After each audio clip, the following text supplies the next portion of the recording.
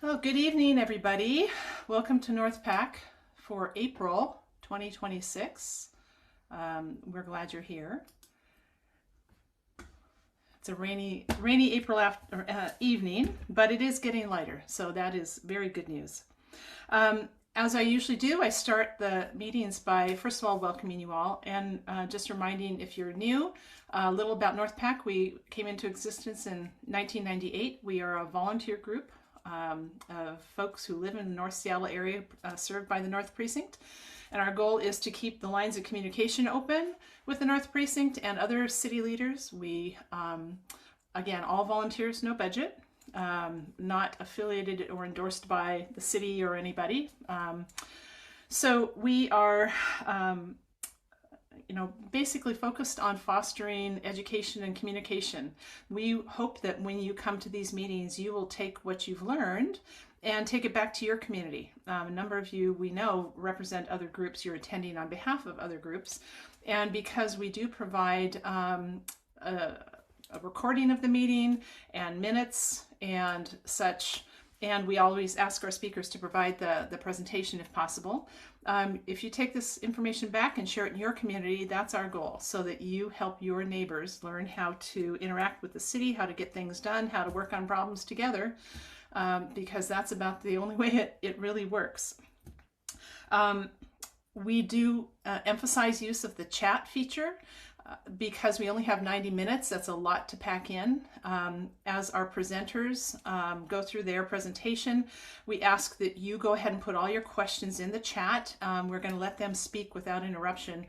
Because we know that some of you are going to be watching this as a recording on YouTube, I will just remind everybody that we do put the text copy of the chat into our meeting notes. So when I refer to the chat, if you're looking at it on YouTube and you can't see it, you can go to our meeting notes and the text file is there, so you can see all the links that are referenced and such. I want to thank our board members. Again, you always see me, but Susan Strink is our vice president, Leon Seaman, Diane Vincent, Nancy Rawhauser, and Melinda Jacobson. We all work together to make this happen. So it is definitely a village that puts this together. So thank you very much. I like to also call out that the folks who attend this meeting include districts 4, 5, and 6 council members or their representatives. They're great about showing up. We really appreciate that. And they typically will identify themselves in the chat, like I see in the participant list, like Jacob is from Councilmember Rivera's office. We often have Wendy Sykes here from District 4 Maritza Rivera, and Joel Raphael is almost always here from Dan Strauss's office. So in any case, I say that because sometimes they can answer your questions. You'll find that if they find there's something they can answer in the chat, they'll pitch in. So they can be very helpful. Please do make use of them. I want to remind you that our next meeting is the first Wednesday in May. That'll be May 6th. So put it on your calendar.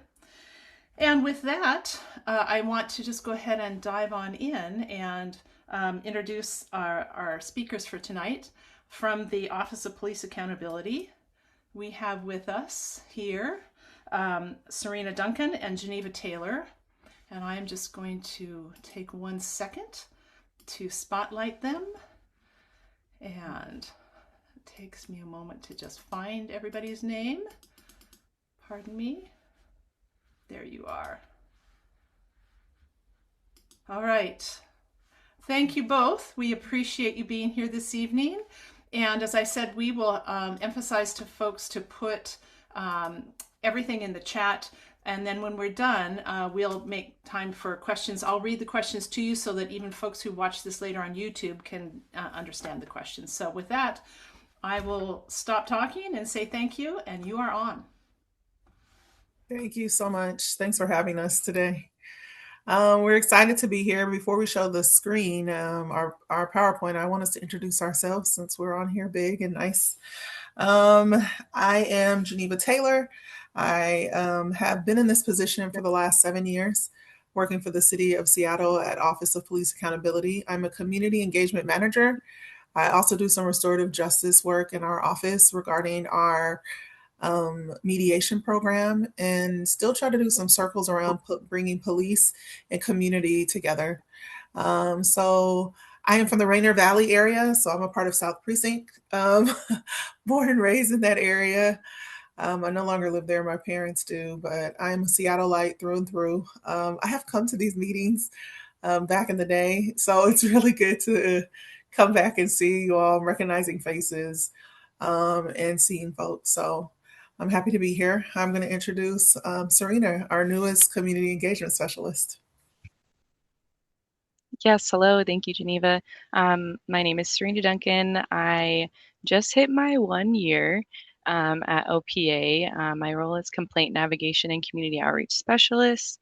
So it's been really exciting, still experiencing new situations, getting to know new community groups such as this one. Very cool to hear about this organization led by community and just how long it's been around. That's really cool. I think I've even seeing some familiar faces, so that's always exciting to me. I like to participate in any way I can, so please feel free to share some recommendations about other meetings or groups to participate in, or even upcoming events. Um, I've been living here for 5 years now. My dad used to work in downtown, so growing up, I was kind of like, I want to live here one day. I want to work here one day. And I'm doing it. I'm like, I guess I'm adulting now. So, anyways, that's a little bit about me. Thanks for having us today. And I guess we will get started. Sound good? Yep, sounds wonderful. Our first question before we pull that up is how many of us are aware of accountability and what accountability means to you? This is a question I always ask people because I think it's important for people to be aware of what accountability means before we start the presentation. So this is a little interactive. So my first question really is, who holds you accountable? And you guys can put this in this chat as well. Who are folks that are holding you accountable in your life? You can unmute yourself and just answer or put stuff in the chat. It's completely up to you how you want to do it.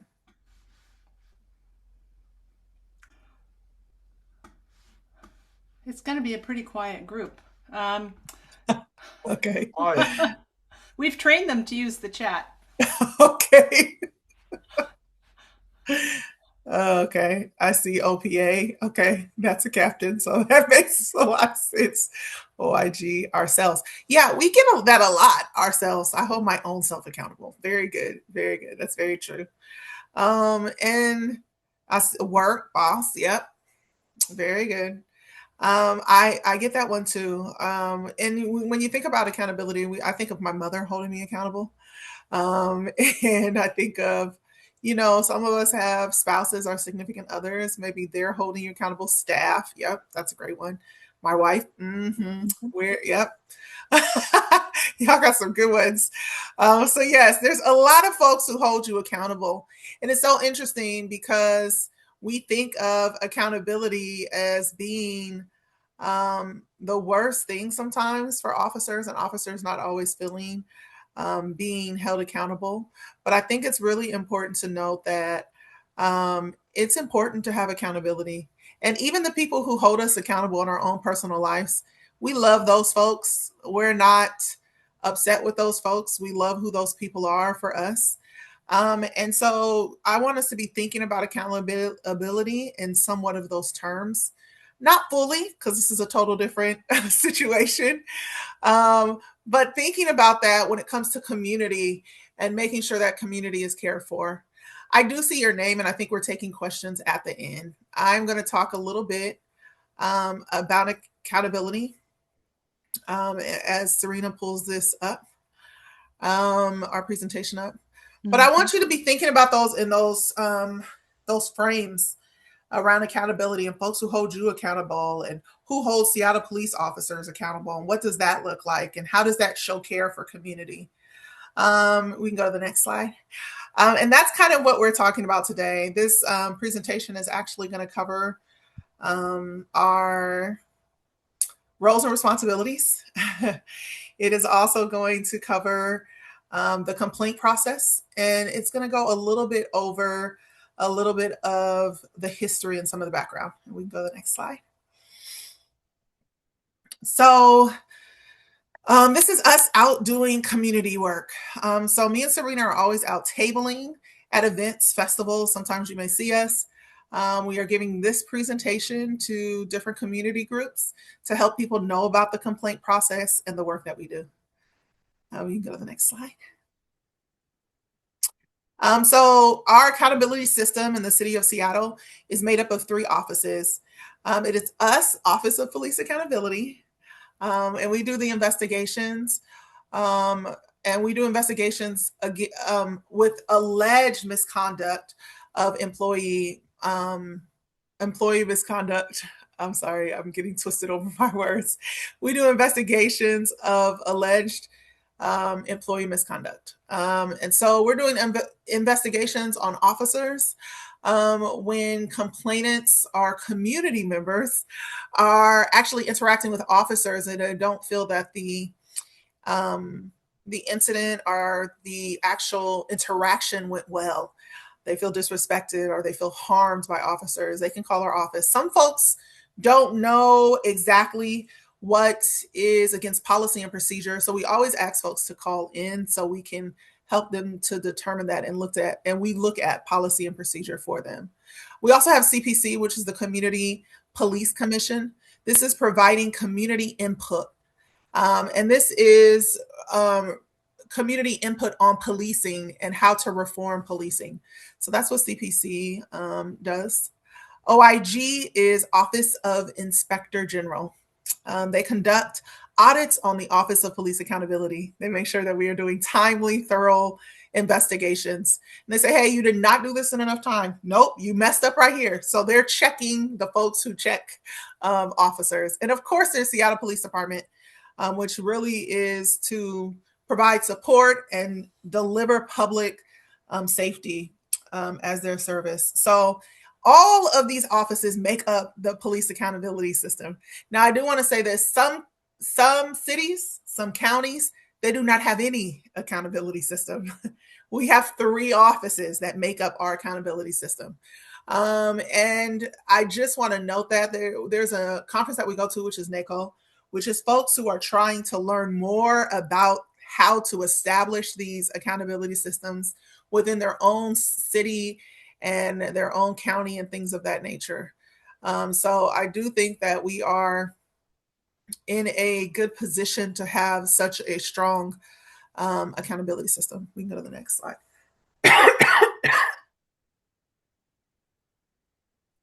This is a little bit of our historical background. In 1992, our office was established. We were the internal review for Seattle Police Department, and it was established as a internal independent reviewing department. And so we started investigations in 1992. 2010, the DOJ was asked to come to the city of Seattle to see about the patterns of practices of constitutional violations regarding the use of force and serious concern about police biased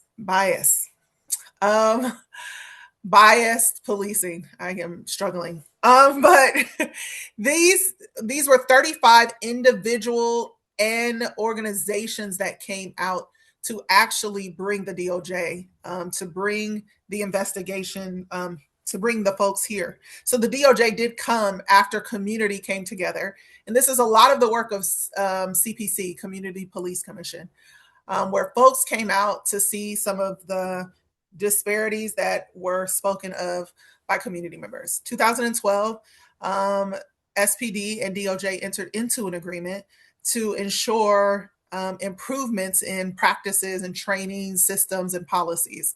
So that happened in 2012. 2017, the accountability ordinance actually happened for City of Seattle. My position came out of that. OIG became an established office out of these ordinances that had to happen within our city. It also enhanced the level of civilians in our office. When I first started the position, I think we had lieutenants who were leadership in the office. I remember them getting switched out and putting civilians in their positions. in 2017. 2025, the consent decree did end with Seattle Police Department.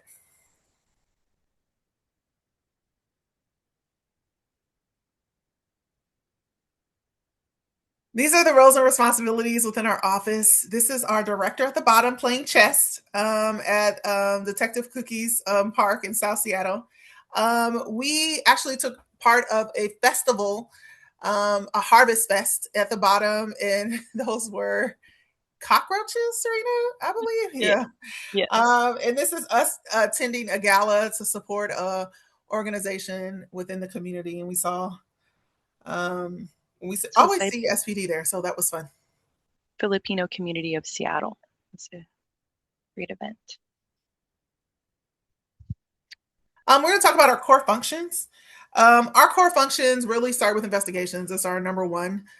We do a lot of investigations of officers for sure, but we also do another portion, which is promoting public awareness of the complaint process. That is what Serena does a lot of, because she's a navigator. And it's also what we do in community when we're doing tabling and festivals and things of that nature. We are really bringing awareness of the complaint process. Hey, did you know that you can actually make a complaint against an officer? If you've had an interaction that didn't go so well, like it's us. Did you know that we're here to make sure that we are helping to, reduce misconduct and enhance employee conditions for officers? We are out there sharing the good news of our office. A lot of people, I am always still surprised that a lot of people do not know that we exist. They don't know our office exists. They do not know that they can make complaints against officers. So we are out promoting some of the work that we do. We also have Seattle Police Department systems improvements and recommendations. So we give recommendations to Seattle Police Department. We have a policy person in our office who's amazing at what he does. So our team really does say, hey, we keep getting the same complaint on the same. Oh, I wonder what that. Okay, there might need to be some changes in policies and procedures for SPD. So we send that recommendation. All the recommendations are not, yeah, we're going to take your recommendation. And all of them are not rejected either. So it's a nice way to show that we are seeing some trends, and whatever those trends are, submitting some of those policy changes to see if those things can be changed and improved.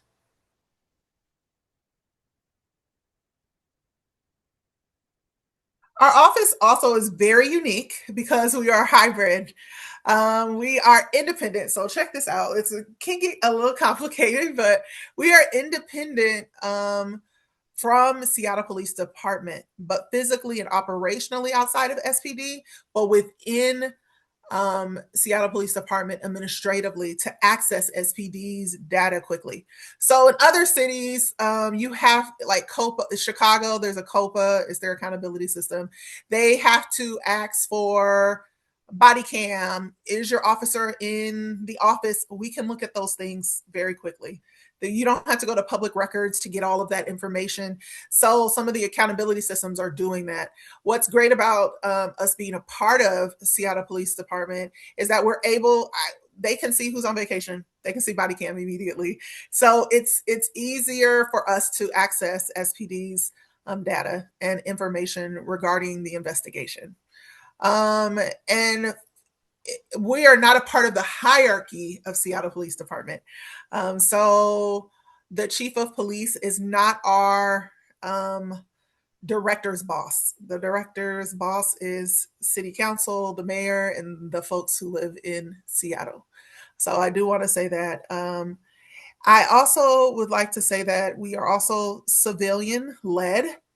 So this is our director. This is something I mentioned before that came out of the ordinance, that we are a civilian-led office, but we also are a hybrid. So we have civilian and sworn in the same office working on investigation. We have investigators that are actually civilian, but the majority of them are actually sworn sergeants within Seattle Police Department. So we have a mixture, and that does bring different perspectives into our office. So we're excited about that. Now, some places it's only civilian. Other places, it's only sworn. So this is a very unique thing about City of Seattle's accountability system.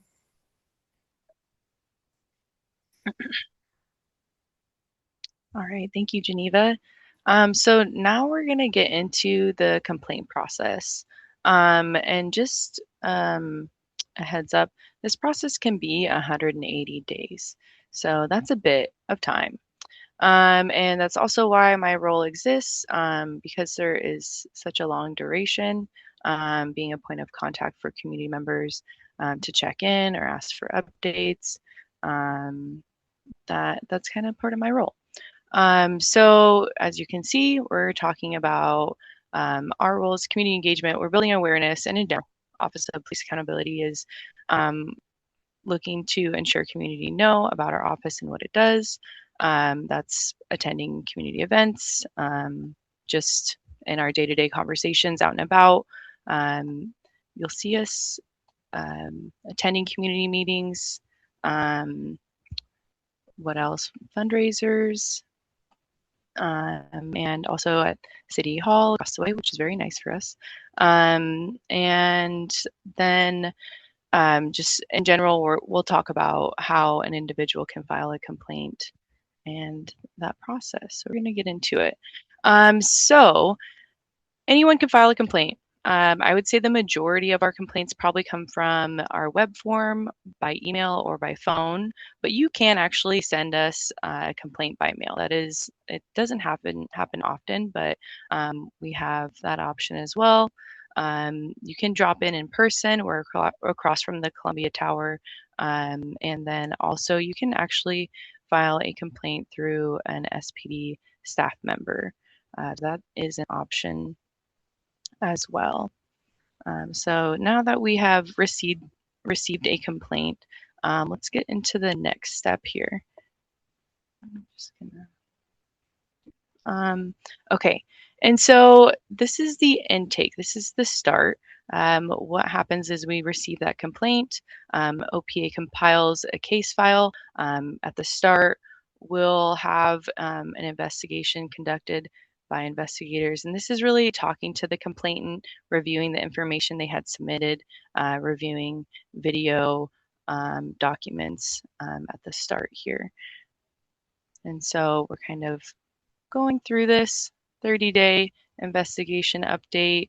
The complainant will receive a document saying we've received the information.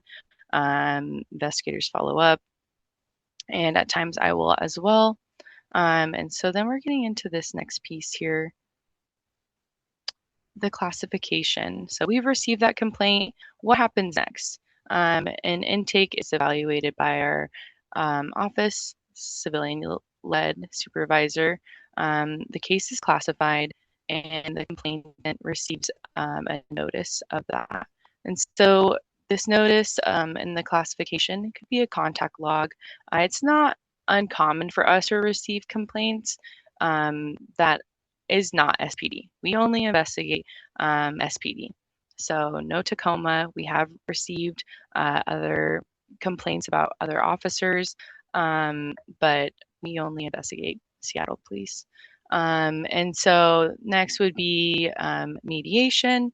Mediation, this is a situation where both parties have to be willing to participate in a mediation.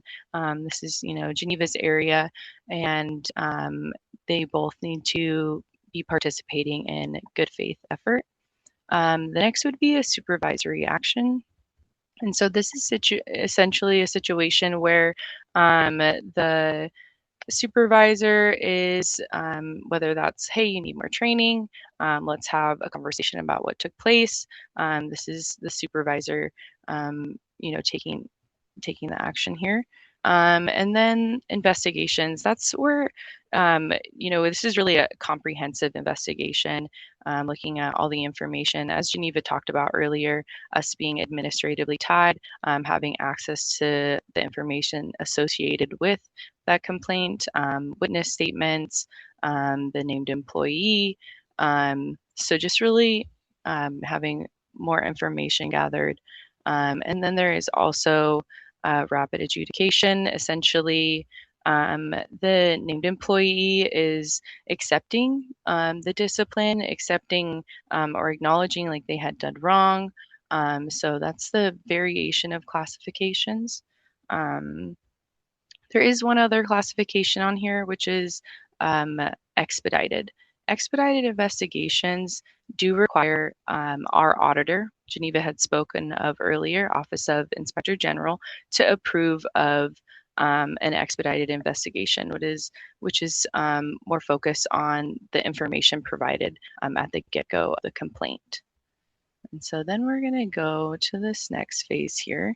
And this is kind of a breakdown. Like I said, this process is 180 days. It can be up to 180 days. So a simple breakdown: OPA investigators gather evidence, conduct interviews. The OPA director reviews the case and recommends findings to the chief of police. The chief of police makes the final decision, and OPA sends the complainant a letter summarizing the outcome. And so we'll get a little bit more into this here next. Okay, so here we'll just kind of get into some of the numbers. And this information, as you can see, we do have an annual report and getting into further detail about these numbers. So in 2024, OPA was contacted 3,496 times. Of those contacts, 466 were cases that got opened. Of those cases, 52% went to full investigation. 70% of the investigations were initiated by community members. So that means if 70% were conducted by community members, that means the 30% was from officers themselves, so internally. And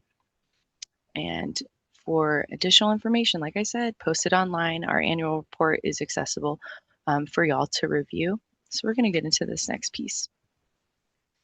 So in regards to recommended findings, we have here OPA director reviews the case and issues recommended findings on each allegation. So a complaint can have multiple allegations, and so a variation of things can happen: sustained, not sustained. These findings go into a memo and get sent to the named employee as well as the union, and the complainant also receives that.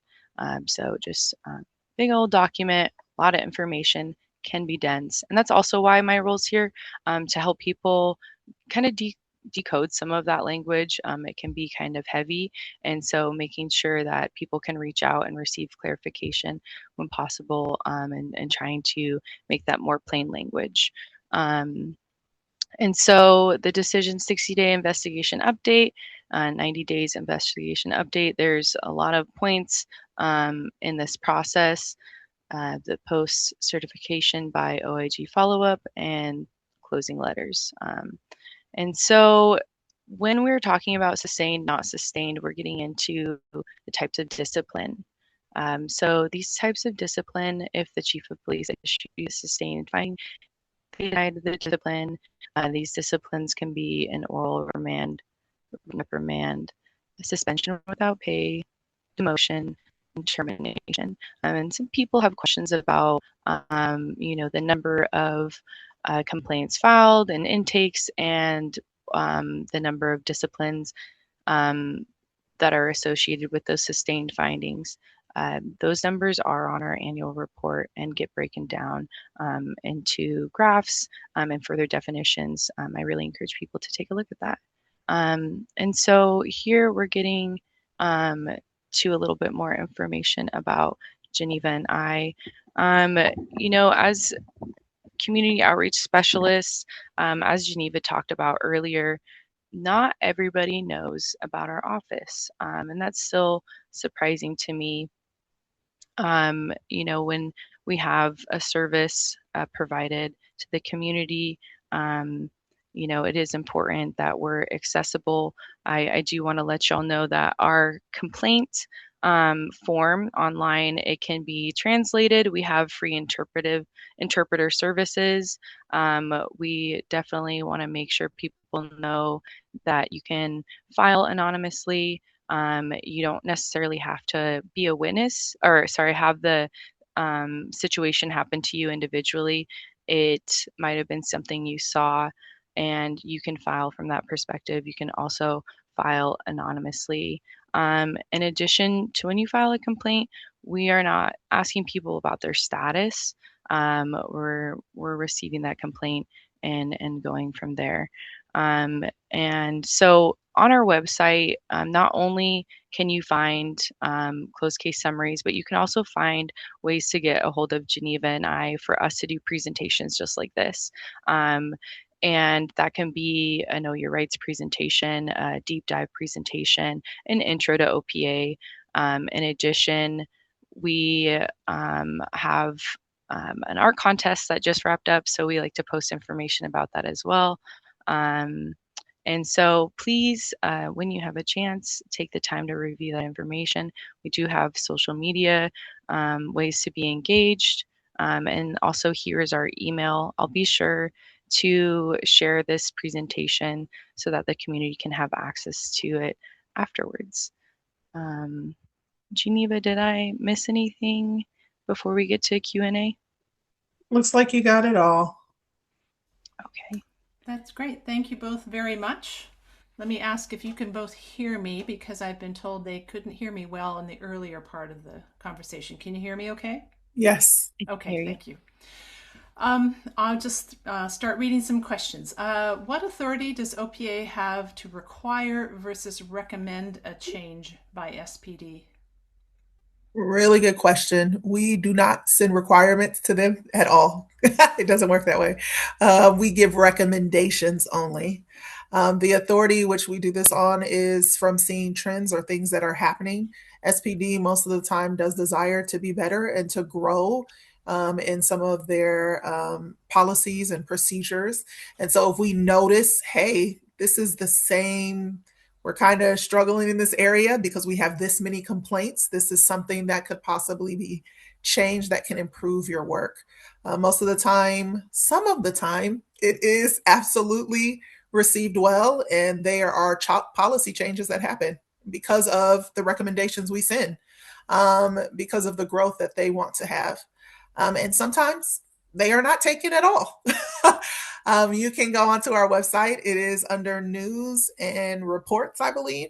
And you can look up all the MARs, all the changes, policy changes that our office has sent to Seattle Police Department. And they have either been rejected or accepted. And you can see that all on our website. Great, thank you. Mm-hmm.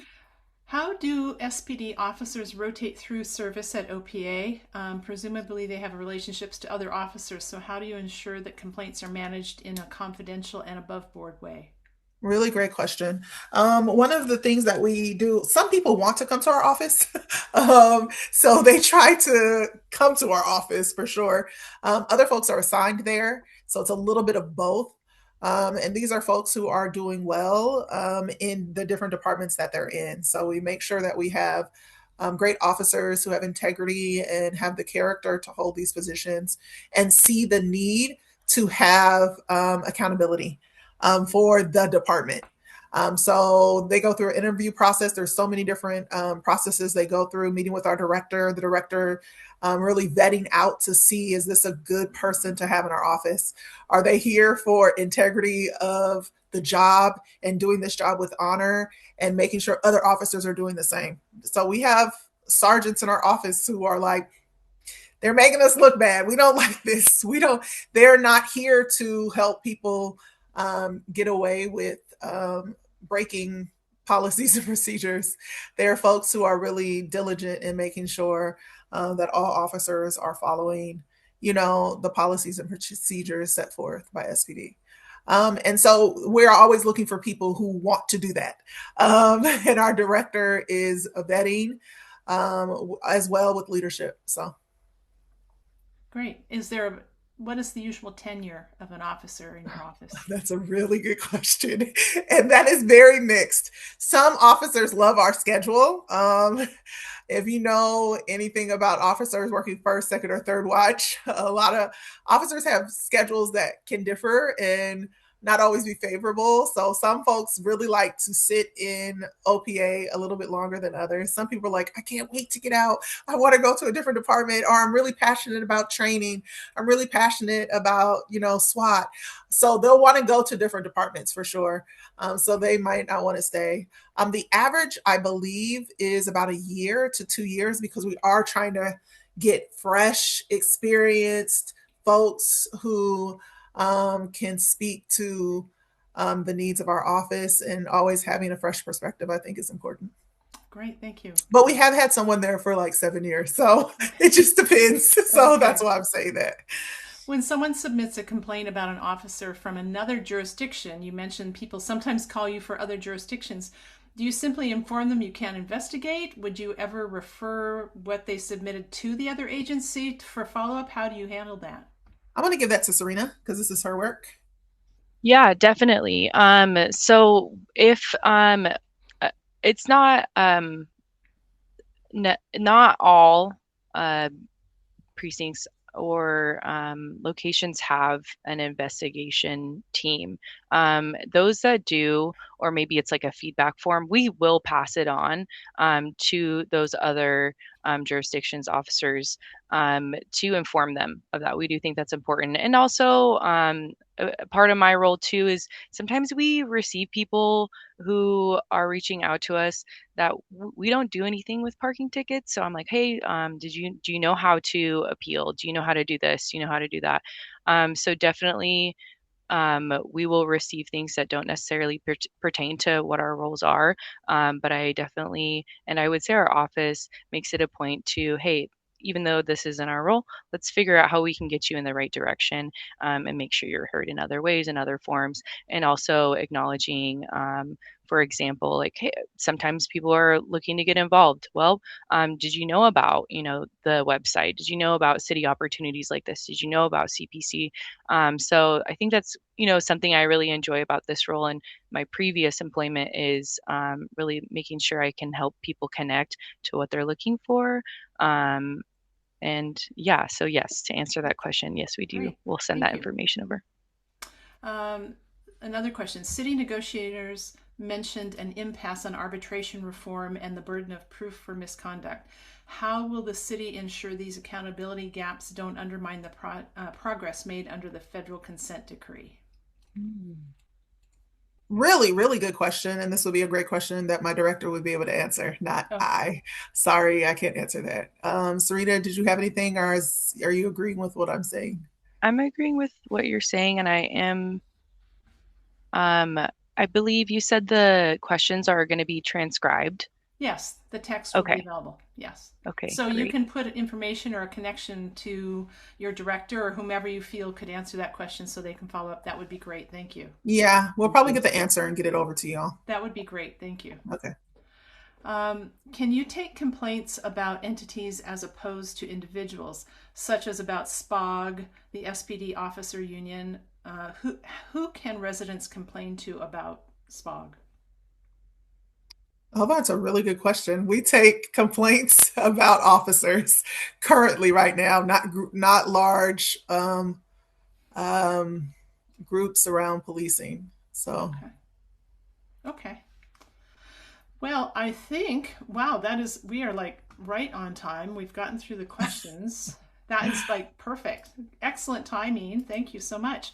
We really appreciate your time here. And if you could, while you are here, you're going to send us your presentation, which is great. Could you also just pop into the chat the general contact information, your website and such too, so that people have it right there in case they want to access it, and your contact information. So thank you both very much. We appreciate your time tonight. Thank you so much for Thank you having for us. having We really us. appreciate it. You're welcome. Let me remove the spotlight.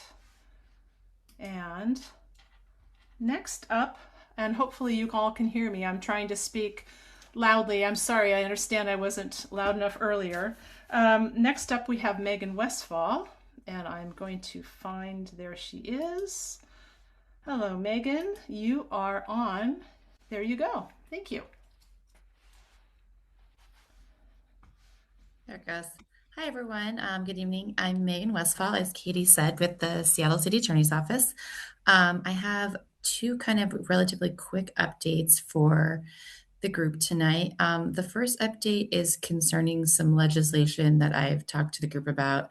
I feel like kind of ad nauseum, but at least at the last few North PACs, it's the legislation that will allow for forensic blood samples to be tested in impaired driving cases to be tested by independent labs.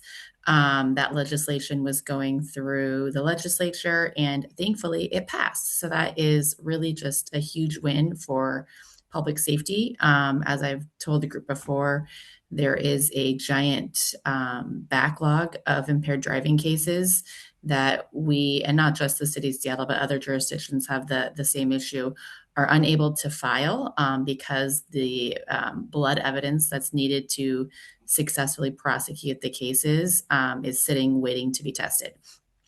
So with this ability to send the blood vials out to independent labs, we're really hoping that will speed up the process. Right now, it was about a 22-month lag time from the sample being drawn to receiving those results, which 2 years is really unacceptable in my opinion. So this is really a great win. These cases can now really be tackled, filed more quickly, and ultimately, it help keeps our streets and our community safer. So really great news there. The second thing I wanted to share with the group is that this week. Ooh, okay. Don't know what that was. The second thing, this week, City Attorney Evans announced an important step in her administration is taking to strengthen the City Attorney's Office response to bias-related incidents in the city of Seattle. And so this week, she designated 2 assistant city prosecutors to take on a very specialized focus in reviewing and prosecuting bias crimes that are referred to us, my office, by the Seattle Police Department. These cases, based on their very nature, really require a heightened level of sensitivity, some really thoughtful evaluation by the prosecutor, a great working relationship with the Seattle Police Department, especially with the detective who specializes in bias incidents. So we're really hoping that, having kind of a more focused approach will ensure that we are responding, not only consistently to these types of cases, but really appropriately to these types of cases, as we know this is an area of concern for not just our city, but for, throughout the state as well. One of the prosecutors that's taking on this role, we're fortunate we have 2 great people that are taking them on. One of them has been with the office for over 5 years, and this person is currently serving in a capacity of reviewing and filing cases.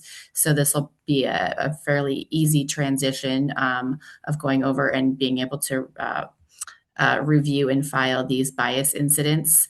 And the other person is someone who is currently working in our domestic violence unit. So again, someone who really just has some sensitivity to these types of cases. And this person, while they have not been with the city attorney's office long, they come from Kitsap County, where they were a deputy prosecutor there. So bringing that wealth of experience of felony prosecution. So really lucky to have those 2 people that are really prioritizing this type of work.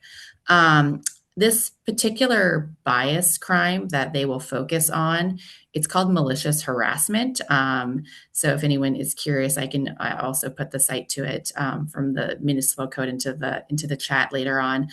It's a gross misdemeanor because that's the type of crimes that my office handles. So that means it's punishable by up to 364 days in jail and or up to a $5,000 fine.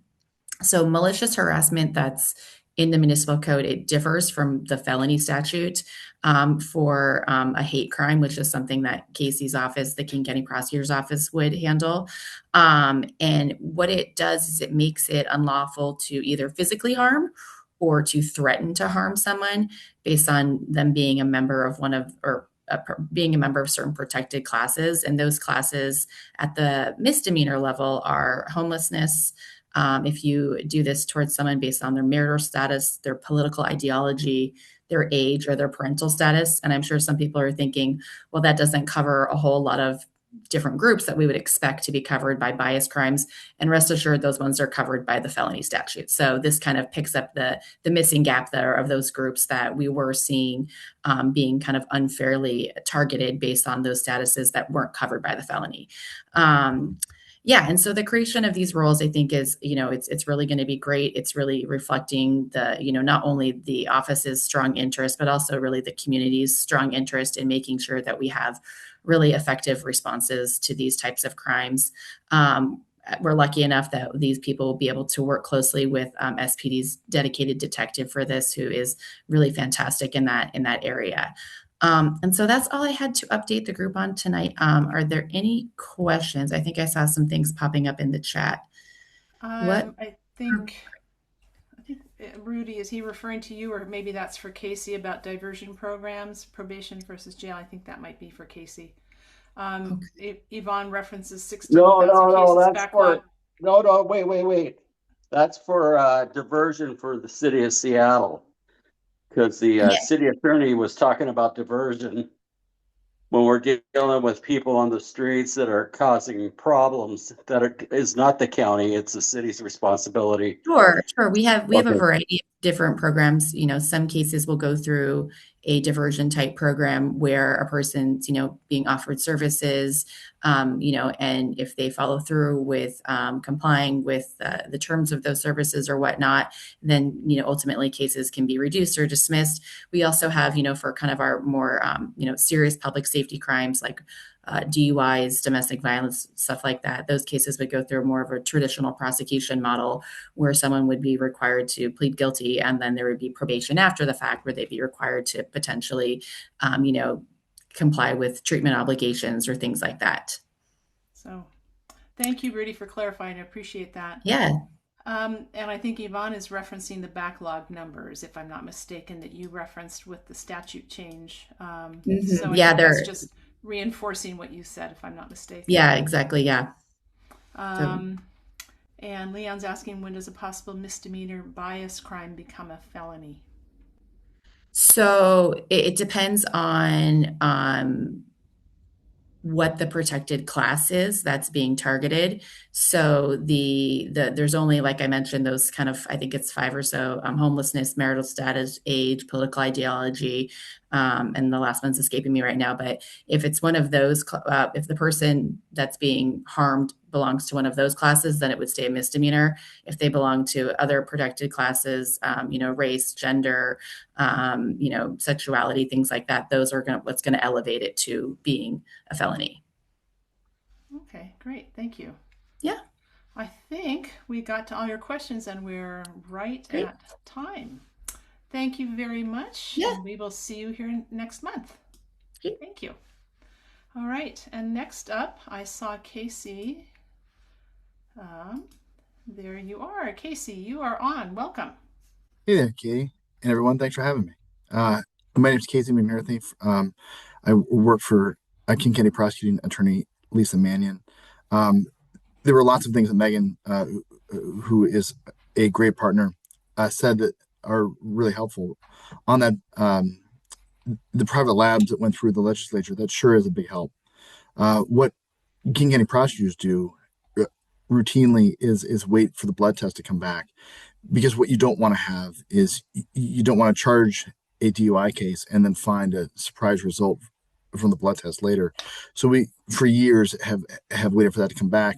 And it has, in some cases, gotten close to the statute of limitations, but not exceeded it that I know of. But you often see it when you have a pro athlete who makes the news or who makes headlines, and then it takes a year or often more for a decision to be made. And a lot of people think, oh, they're getting special treatment.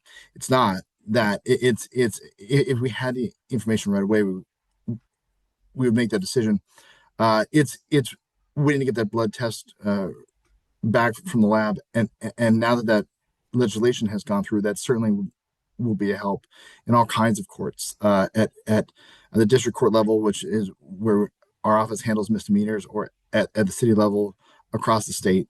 It will take a few months' time to get up to speed, but it's a whole lot better than having to wait until next session. So that's a big help. And on the malicious harassment statute, one area where we see it often is with political ideology. That's not protected by the felony statute. A lot of people think it is, and that it should be. And that's the source of most frustration around the hate crime law, is because people say, this was an attack on my political ideology. This should be a felony.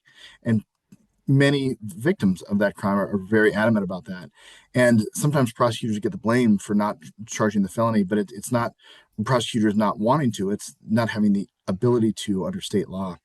The classes that are protected under the felony statute are race, color, religion, ancestry, national origin, gender, sexual orientation, gender expression or identity, or mental, physical, or sensory disability. And if anybody would like to know that the stats we've been tracking since 2017, the number of cases that fall into each of those categories that we've charged, and are happy to share those with folks. One thing that I wanted to make sure to cover tonight is copper wire theft, because that's been a big problem.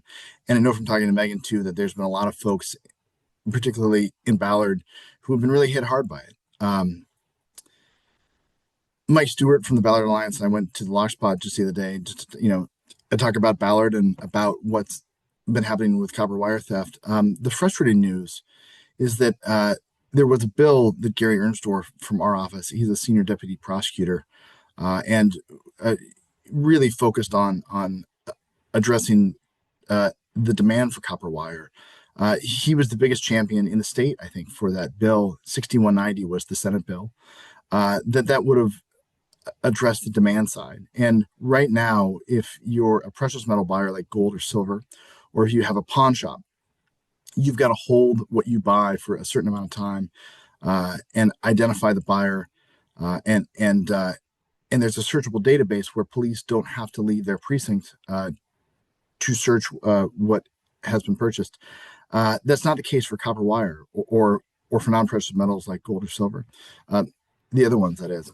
And so now there's the ID being taken. Anybody who's gone to one of those legitimate buyers and has sold copper wire, like if you get a new basement remodeled and you go to sell the recycled material, that they take your ID and that they record what you're selling them. But police investigators have to go to each of the scrap yards and find that information. It's much more tedious and not very realistic with the time window and the staffing levels. So that Senate Bill 6190 would have fixed that and essentially made it the same as what gold and silver buyers or pawn shop buyers already have to do. And there was good agreement amongst the metal buyers and lawmakers and police and prosecutors. But unfortunately, that bill didn't move forward. We're going to be very strong about that as a priority. Lisa Mannion has fully supported this last year, this current session, this last session, and plans to again, because those copper wire thefts are a big problem. And the hard part is in the meantime, we're left with the laws that we have. And I asked Gary last night, knowing that I was coming here today, and there's a lot of people who are frustrated by that, what advice he has. And he said, the biggest thing is, because he's trying to figure out who's buying this and making a stronger case, not only for the individual reports that we get so we can charge those, but also making the case to lawmakers of here's examples of scrapyards that are buying these improperly, or how bad the problem is. And he said, I get that it's very tedious to report this over and over and over, especially when it is to the non-emergency line and it feels like nobody's paying attention. But he said, please pass on that I am absolutely and want to get that those stats, because the fullest picture that we can show lawmakers why it's so essential to go after the demand side, and also that can help for other individual prosecutions that we get to. I'll share two notes in the comments here that explain what prosecutors are doing. And in the meantime, of course, if we get a case, we're going to look at that individually and see if there's a way to charge it. If anybody has an incident number for copper wire theft or any other kind of crime, please let me know.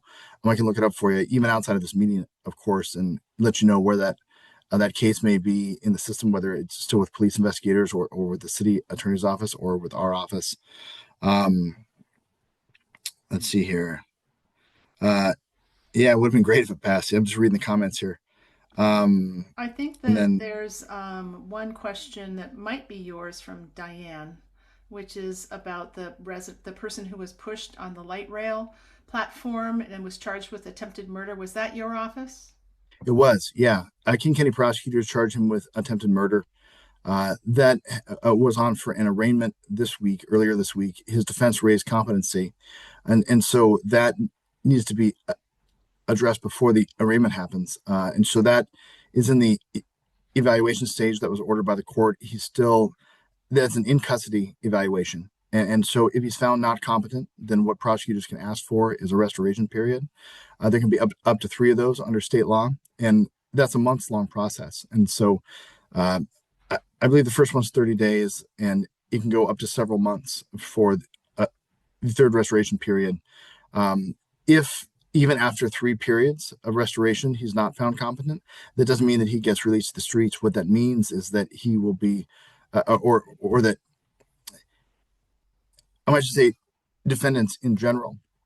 What happens when somebody is found not competent after a certain number of restoration periods? The maximum the prosecutors can ask for under state law is there's a civil commitment order to Western State, and then on behalf of Western State, the state attorney general's office can petition for a longer term civil commitment. That's handled by DSHS, and the petition is handled by the attorney general's office. With cases like this, where competency is raised, it usually takes several months for that question to be addressed properly by the courts. Prosecutors want to make sure that the case and each step is done properly. So it does take a lot of time, sometimes more time than people want, but it's important to do it well so it can hold up. Each step can hold up in court. As there's updates, if it goes to the arraignment stage, of course, we'll update folks of what happens there. And if anybody has questions anytime, they can always reach out to our office. Either way, this person is expected to remain in custody on that existing court order. And if, way down the road, it does get to a point where it's at the civil commitment stage, then that would be handled by DSHS. And I believe that they would handle it appropriately there. Let me see if there's any more questions here. I think we've covered your things for tonight. Yep. Okay, great. Great. That sounds good. Well, thank you, Casey. We appreciate the update, and we'll see you here next month. Sounds great. Good to see everybody. Take care. Bye-bye. Okay, so next up is Captain Davisson. Welcome, Captain. Nice to see you. We missed you last month, but yeah, Lieutenant Haynes did a great job. So you are on. Oh, awesome. And let me say one thing as always. The captain references stats when he does his update, and those stats are always a document which is in our with our minutes. So if you want to look at those, they are available in our minutes after the meeting. Yeah, I usually just hit upon a couple of stats. So our year-to-date stats, our violent crime are down 3%. Property crime is up 7%. Burglary is up 9%. Motor vehicle theft down 11%, and shots fired are down 39%. And then over the last 28 days, all of those categories are down. So violent crime's down 19%, property crime down 8%, burglary down 12%, motor vehicle theft down 24%, and shots fired down 33%. Kind of digging into those numbers a little bit more, I presented this at our command staff meeting, our CSTAT meeting this morning. Our homicides are down 100%. So the previous year we had 2 homicides, and then currently we have 0 homicides, knock on wood, in the North Precinct. Again, these are all specifically to the North Precinct. Robbery is up 4%, and we dug deeper into that, and we found out this is actually happening throughout the city of Seattle right now. Our retail organizations around, like QFC and different companies are now changing kind of their policies, and they're requiring receipts on the way out and then confronting people and shoplifters at the door. And this is leading to a lot more essentially shoplifts that turn into robbery once they use force to retain those objects. So our numbers are kind of increasing across the city right now. In fact, out of our 27 incidents that happened in the last 28 days, 13 of them were related to commercial thefts that turned into robberies. So that's about 48% of our total number of robberies that were reported in the North End. Aggravated assaults up 6%. Burglary is up 11% overall in the North Precinct. Larceny theft up 4%. And then motor vehicle theft down 9%, and total crime is up 3%. Again, these are year-to-date changes. And then our shots fired, I mentioned, are down. They're currently down 35%. We've had 19 incidents with shots fired with evidence, but not necessarily a victim, and then 3 with victims in the North End.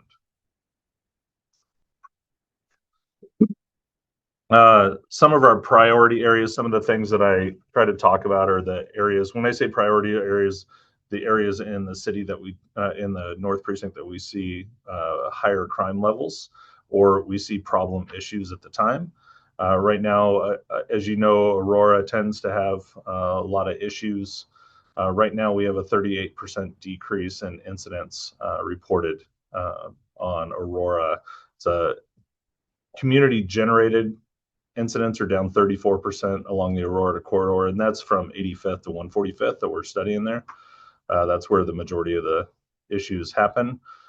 We have 142 on-view activities, so that's when officers go to the area and try to do proactive work along Aurora. Our average response time there is right at 6 minutes for a priority 1 call. The University District, this is the main core. This affects Don Blakeney. I'm sure that he's on here. We've been trying to do some more proactive enforcement in that area whenever we can. We have a 12% decrease in incidents reported in the month of March. And then we have on-view activity increased by 43% there. So some good numbers for officers working diligently in that area. Wallingford, we had seen an increase in burglaries, so I requested additional officers in that area, and our proactivity went up 51% in that area. And the increase, the incidents are still going up, but our community-generated calls for service they're up, but not the way that they were. So they're starting to trend in a different direction. And then I wanted to talk about some good work that our patrol officers have been doing. So in our Lake City area, our officers are working really hard there. I know 33rd and 125th, they are having a lot of issues with drug sales and a lot of issues down there. Our project officers, sorry, I'm looking at notes, that's why I'm looking off to the side. Our project officers have been meeting with the different businesses along 33rd and have met with Valor, Valor Apartments. They're meeting with God's Little Acre, which is another service center down there, and some other businesses in that area to try to figure out how we can partner and work a little bit better down there together to deal with the issues and the crime down in that area. We have an operation that the officers did just yesterday, which recovered a good amount of drugs and money, and there's still some follow-up on that, so I can't go into too much detail on that. But there was also a potential solving of a armed robbery carjacking that was also associated with that. U-District partnership, we already talked about some of the enforcement that's happening down there. Oh, it looks like I'm disappearing. I do not know why my video just popped off. I didn't do it, I swear. It showed that I did it. I haven't even touched it. U-District, we're doing some undercover operations down there with our patrol officers, trying to impact some of the drugs that are happening down there, drug sales that are happening down there. I'm trying to get more officers trained up right now for mountain bikes so that we can get bikes down in different areas throughout the North Precinct. So down in Lake City, in the University District, down in Ballard, along Aurora as much as possible when we can. We lost the two sergeants that used to do it here, went to different units. So now I have to get another sergeant trained up to be the bike sergeant up here so that we can get officers out and about on bikes. And I'm trying to get additional officers trained on that. I'm also trying to get additional officers trained right now in our undercover operations so that they can do plainclothes operations and do some kind of surveillance. So we don't have to necessarily rely on our follow-up units that are also understaffed. So we're trying to do as much as we can with what we have. Ballard, we have officers that are trying to deal with the copper wire thefts. We have an officer that believes might have a good idea of who is doing the operation, or not the operations, but the thefts down in that area, and wants to try to impact that as much as possible with some operations. Let's see. I think that is it for what I wanted to cover. I do know that one of the main issues in the Ballard area that we receive complaints about is the open air drug market, the RVs. And we're trying to work with not only our parking enforcement, but our unified care team, and trying to get organized retail theft operations down. There was one done at the Ballard Fred Meyers in January. We're trying to get an additional one done soon, where we go in with General Investigations Unit and our patrol officers, and they work with store security to try to arrest the repeat shoplifters that are in there. And I believe that's it. I do know that one of the hot topics tonight, I'm sure, is going to be street racing down on Sandpoint Way. And I'll tell you that that is a really difficult crime to handle. And I'll talk about that a little bit. And I don't know if Megan might want to chime in about it. But with street racing, with illegal street racing, when officers go down to make contact with anybody, they tend to leave the area. And then when officers go to answer 911 calls, they come back and they continue what they're doing. If we start to stop them and they flee, we cannot chase them. We cannot pursue them at all. So it makes it difficult. I have contacted our community response group to see if we can get additional resources down in that area during the times that those street racing activities are occurring. And also reached out to our traffic unit to see if they could provide resources as well. Our 911, our officers are oftentimes, especially on Friday, Saturday, and Sunday night, are answering 911 calls, priority 1, priority 2 calls with injuries and with injuries and significant incidents. So oftentimes they're not available to go to priority 3, priority 4 calls right away, because they're going from one call to another related to priority 1, priority 2 calls. So with that, I request assistance from external follow-up units, to include our community response group, CRG, and traffic, and see if they can assist as well. So I believe that's it. And I think I'll just start answering the questions as you give them, because there's so many popping up, I can't get back to them. So I'll let you do it. Well, I will say that, yes, you're correct. Illegal racing is a big part of it. And I think you've answered thoroughly. I'm going to let folks know, a couple of you are very good about dumping a lot of documentation into the chat, which is great, because the chat text is available. But we can't read through all of that. So it's all there for individuals to see, and the captain can see it too. So I just want to let you know, I'm not trying to disregard your comment that I'm not trying to read all of them, but I'm going to go back to an earlier question from MJ. She said you had helped her neighborhood recently in Sandell Park, and she's saying that the RVs and the drug dealers have returned. Parking enforcement has ticketed them, but apparently no follow-up. And so it's increasing again. And basically, she's asking what can they do, and how can they reach out for some help? Who's best to help them? So I'll address it a little bit, and then I'm going to punt it over to Mike Cruzan, who has been doing some follow-up on that. I assigned that task to Sergeant Fiona Taylor on Second Watch. She is a phenomenal sergeant who has really energized our troops here to do a lot of proactive activity and work on special operations. So whenever I see, I'll give you an idea of when people complain about something or in the North Precinct that takes place, and if it's something that our patrol officers can impact versus a follow-up unit, I will reach out to a lieutenant and a sergeant and say, hey, we have this issue. I would like you to see if you can address it. Fiona Taylor took up the Sandale Park, and I know that she went out and did some plainclothes operations with her officers to see if we could impact some of the drug issues around there. I do know that it does involve RVs, and RVs are a tough component because they are considered essentially rolling houses. So getting inside them to see what they're doing inside is extremely hard. It's protected. So a lot of the activity that we would have to see is outside. We would have to see the criminal activity outside. So I do know that she is still actively working on that area to make sure that we're trying to, enforce what we can see and what we can impact. And I will say some of the Ballard officers on Second Watch are some of the best in the city. They are very, very proactive. They have a lot of training and they do a lot of great operations. But I am going to pass it over to Mike to address that as well, because I do know that he has been handling that as well. Okay, let me highlight Officer Cruzan. Hello. Hi, everyone. Hello, MJ. It's good to hear from you again. We still need to get coffee, and I'm sorry we keep visiting and revisiting the same issue, not just at Sandale, but all throughout the North Precinct and all throughout the city, frankly. But we've had success at Sandale, however, briefly, just like we did a few weeks ago when they left the area.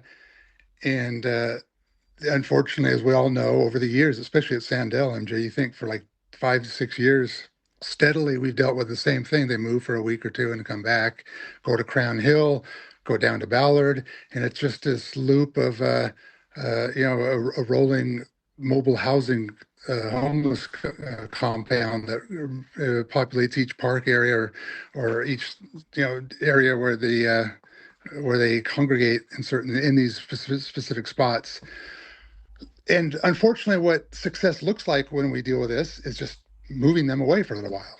And that's really the only viable outcome we have as it relates to the RV situation, because we still have not come up with a citywide resolution, what success really could look like.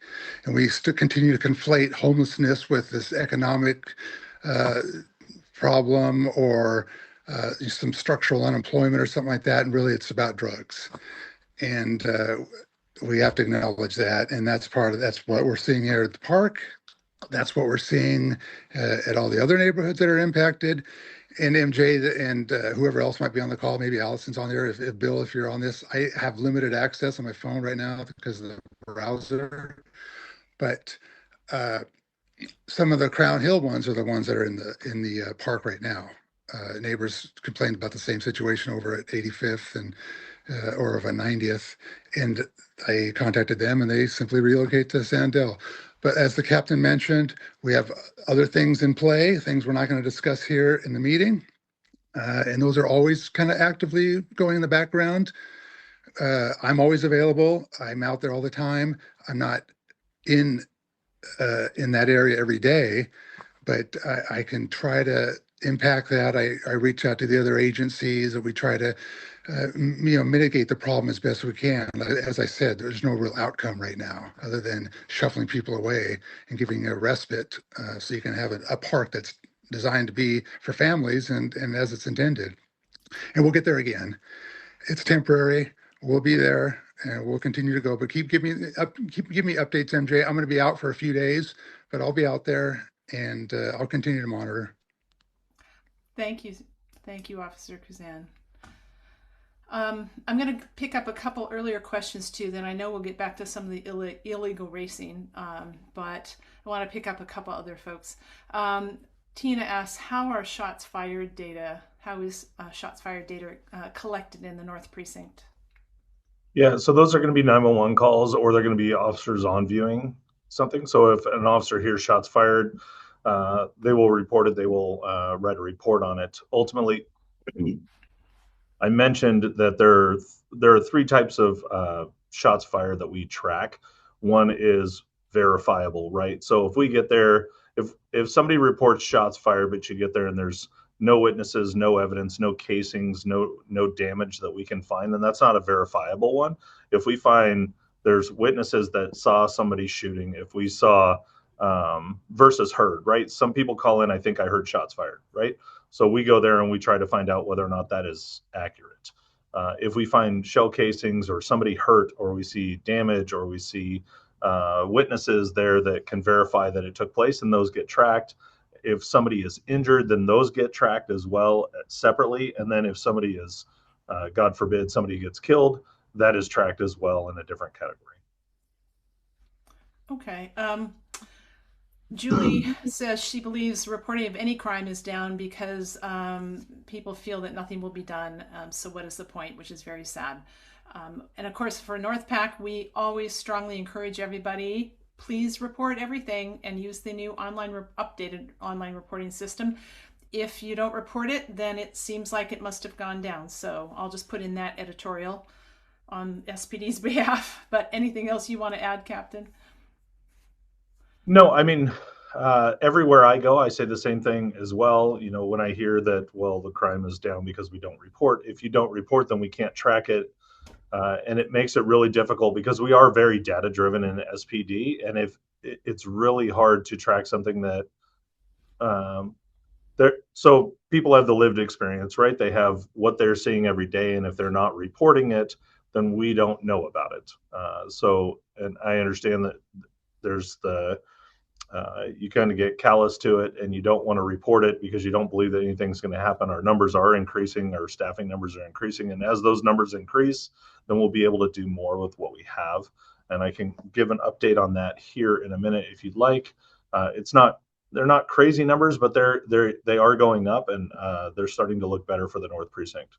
So I would say to anybody, if you have a crime, please report it. That way we can track it. And it also helps, say you have a car prowl, somebody broke your window, they stole something, you just don't feel like reporting it. Well, if 10 people do that in one area and we have a crime pattern that's forming and we don't track it, well, we can't put officers there in that area. We can't go and do additional patrols in that area because we don't know about it. But if we see those patterns forming, then I can shift personnel as much as I can to that area and try to impact what's going on, and hopefully we can get somebody taken into custody for it. Great. Don is saying thank you for your work in the U district. It's making a difference. And yes, I actually put in the question about your staffing numbers. Are they still increasing? How is that looking? Yeah, let me pull up my current staffing numbers. Give me 2 seconds. It doesn't take long. So we were down significantly in the North Precinct. Comparative to other precincts, we were one of the lowest staffing, and we have one of the largest populations. But our numbers have been increasing. We're almost up to our minimums in certain areas. So I won't give the exact, but we have, our first watch is still the lowest staffed right now. But as personnel comes through the academy, they get assigned here. And I have been allowing internal transfers from one watch to another watch some of them have been waiting for 2 years to get, say, from third watch to first watch because it's better for their family. Well, they've been waiting for 2 years because our staffing numbers were so difficult to deal with. But as new officers come in from the academy, we're able to allow those transfers so we get happier officers at the same time that we're getting staffing upstaffed. So our minimums on third watch right now, we've reached on one side, we've reached our minimums, which are roughly 20 officers on one side. We're still down a couple officers on the other side. And then for the second watch, we're actually above minimum for the first time since I've been here on one of our sides. The other side's down a couple officers, and then our first watch is definitely. Could I ask you to explain what is it? What is a side? What side are you referring to? The freeway? So officers don't work 7 days a week. We have officers that are on for 4 days and then they're off for 3, and then another group of officers come in. So you have side A, side B. 1 day a week they overlap. So we have a lot more officers 1 day a week because both sides come together on that day. But the rest of the days, it's just one side or the other, if that makes sense. Thank you. Mm-hmm. Okay. So a question about, I'm not sure if there's a stat for this, how many people get away after an officer responds? And this is from Rudy. Copper wire theft moved to Crown Hill, and Walgreens is getting targeted for retail theft. Walgreens is on life support. So is that an area that your folks are keeping an eye on right now, or?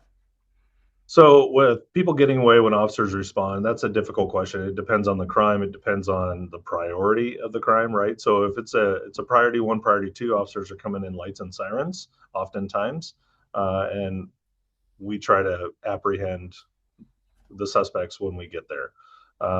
Priority 3, priority 4, they may take longer for us to get there, and so people might walk away or get away.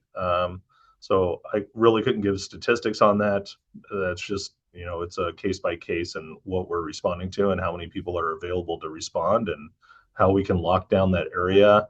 If we have enough officers to lock down the area quick enough, then we oftentimes are able to capture the person that is involved in the crime.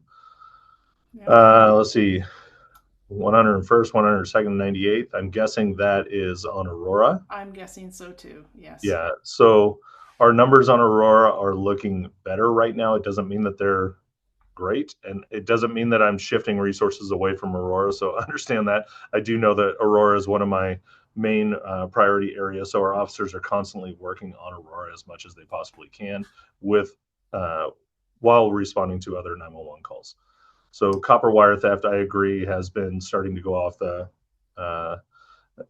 get worse in the Ballard area, Crown Hill. I do know about shoplift at Walgreens. We do have an officer here at the North Precinct on Second Watch that is very involved in dealing with organized retail theft and doing operations with security, store security, and he goes around from different businesses around the north end to try to work with store security on apprehending suspects that are stealing from the stores. So what is, I saw the next one. What is your prep for FIFA? Yes. So we have been prepping for FIFA since last year. I am one of the incident commanders for one of the games. So I'm actually in lots of training right now. So we're doing all sorts of training regarding what FIFA will be like for us, because it's it will be the largest sports event in the world. So it is massive. It's going to take a lot of resources. It takes a lot of time and a lot of planning. So I've been in planning for quite a while with we have a captain that's specifically signed to FIFA preparation right now. And he has been working with me and with our Seattle Police Operations Center and the Emergency Operations Center down in Seattle to try to plan this all out, as well as federal partners, local partners, previous teams that have hosted, or previous countries that have hosted FIFA events before, coming in and helping us out and telling us what we should expect. We get briefings on all the teams and what the crowd looks like and what each team and fan base will bring to Seattle, if it's going to be hectic or not. So yeah, lots and lots of stuff related to FIFA going on right now. Yeah. So can we use traffic cams to ticket them? So I think that we're really focusing in now. We're kind of at the end of some of the other general questions. Sure. So maybe we refocus on the street racing and how that all evolves. Yeah, one of the things that I would highly suggest for anybody down in the View Ridge Sandpoint neighborhood is push for longer term traffic dampening devices, right?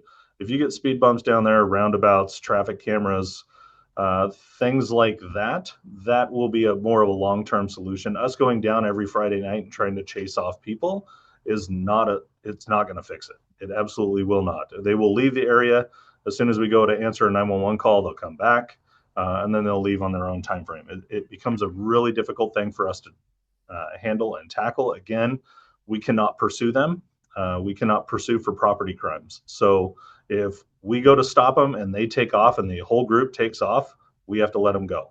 So it is extremely difficult. We do have the ability to potentially send them tickets in the mail through the city attorney's office, but that's, limited. I do know that our third watch lieutenant recently provided training to all of our officers on third watch on what they can and cannot do with the street racing, and has kind of empowered them to go down there and try to do enforcement. Again, if somebody flees, there's nothing we can do about it.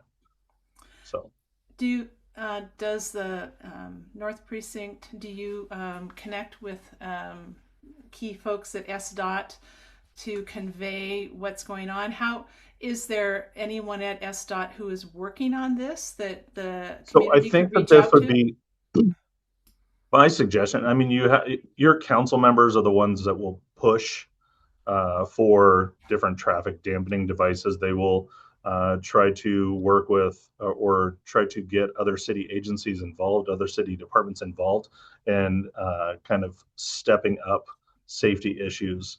I do know that SDOT does do the safety plans. I know that they recently installed medians on Aurora. They installed medians here on College Way to try to improve some of the safety along those corridors, so that they are the agency that's responsible for kind of dampening, putting up speed humps. I know that there are certain areas that they can't put necessarily speed bumps because it's not the police, it's the fire department that has difficulty getting around the speed bumps with their large engines. So they have to go with different devices. So they have to do all the research, contact all the different agencies to see how it'll impact them, and then get those up. But honestly, I would believe a longer term solution for that area, because it's so far away from the precinct, it's difficult for us to get down there in time to affect everything that's going on. Doesn't mean that we're not trying. It just means that that's a difficult animal to capture.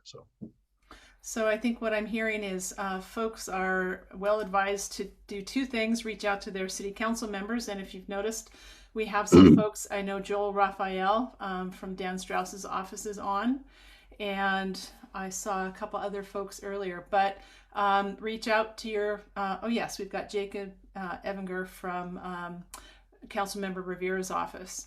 So reach out to them, reach out to SDOT, and again, what we encourage you to do with these meetings is take the information you're getting here and go back to your community and start working on sort of the next steps once you learn sort of what some of that next step might be.